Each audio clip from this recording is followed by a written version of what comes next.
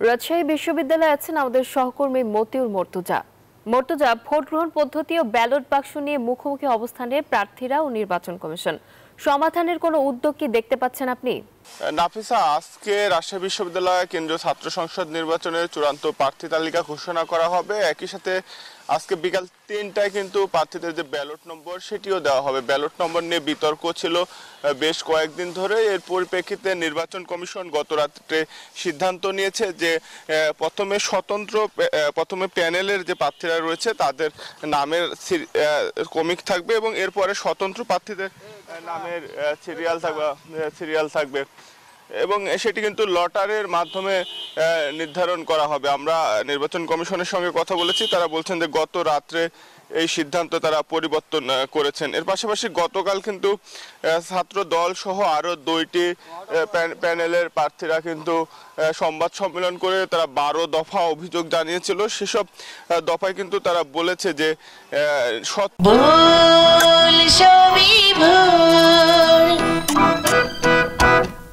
Ballot বক্সের ব্যবস্থা, vote গ্রহণের শুরুতে সাংবাদিক এবং প্রার্থীর এজেন্টের সামনে ব্যালট বক্স উন্মোচন করা, ভোটারদের আঙ্গুলে উচ্চমান সম্পন্ন অমোচনীয় কালি লাগানো, একদিনের মধ্যে ছবি সহ ভোটার তালিকা প্রকাশ এবং সবচেয়ে যে বড় দাবিটা তাদের ছিল সেটি হলো ওয়েবার পদ্ধতির পরিবর্তে ম্যানুয়াল পদ্ধতিতে ভোট গ্রহণ এবং গণনা করা, প্রার্থীদের নির্বাচনের যে খরচ সেটি নির্দিষ্ট করে দেওয়া।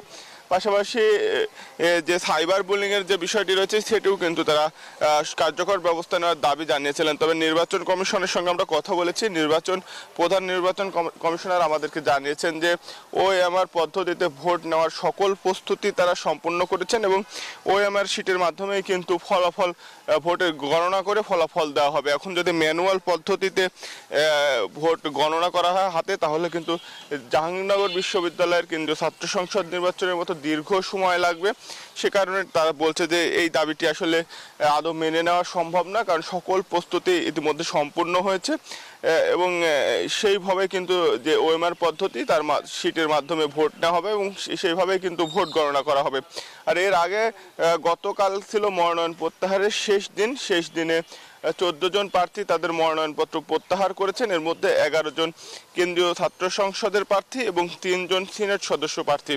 তবে ভোটার এবং যারা প্রার্থী রয়েছেন তাদের কিন্তু প্রত্যাশা যে যেন অবাধ, সুষ্ঠু, নিরপেক্ষ এবং শান্তিপূর্ণ পরিবেশে নির্বাচন অনুষ্ঠিত হয় এবং যারা ভোটাররা রয়েছেন তারা বলছেন যে যেসব প্রার্থী তাদের কণ্ঠস্বর হয়ে কাজ করবে তাদেরকে তারা ভোট প্রদান করবেন। এই ছিল রাজশাহী বিশ্ববিদ্যালয় কেন্দ্রীয় ছাত্র সংসদ নির্বাচনের সর্বশেষ খবর। মর্তুজা, আপনাকে ধন্যবাদ।